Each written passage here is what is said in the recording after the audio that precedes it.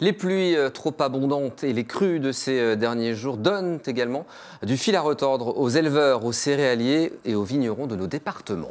Avec des prés détrempés, impossible de faire paître les animaux. Les semences des cultures de printemps vont devoir être décalées et les vignes craignent désormais le mildiou.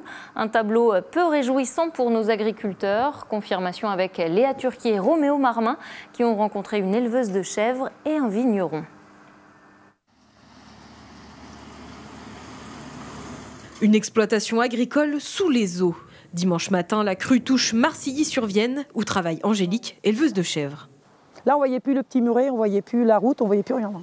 En une trentaine de minutes, le niveau de la Vienne monte de plusieurs mètres jusqu'à atteindre l'enclos des animaux. Donc on les a toutes montées là, les 150 là. À la vue de l'eau, les agriculteurs des exploitations voisines se mobilisent et aident au transport des caprins.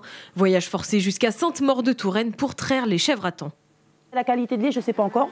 On va voir les analyses parce que c'était sale et tout ça, donc les mamelles et tout. Donc on attend la qualité de lait. Une inondation qui a touché également le stock de bottes de paille tout au fond de l'exploitation. Il faut les enlever, il faut enlever toute la couche d'en dessous parce que sinon l'humidité remonte et puis après ça fermente et après ça peut prendre feu. De l'autre côté de la route, les champs de colza ont eux aussi été submergés. Tous ces champs-là, c'est à mon mari, donc tout ça en fait c'était sous l'eau.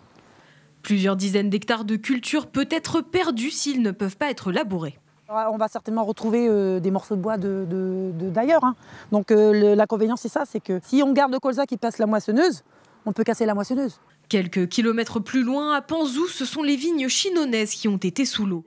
Plusieurs jours après, les sols sont encore trempés, une atmosphère humide propice au développement du mildiou. Il ne reste que quelques petites étendues d'eau, elles vont disparaître assez rapidement, on espère. Pour nous, la difficulté, ça va être d'être en capacité de traiter les vignes, de rentrer dans les vignes avec des tracteurs et aujourd'hui, c'est juste pas possible. La météo favorable annoncée pour la fin de semaine devrait faire naître les premiers bourgeons.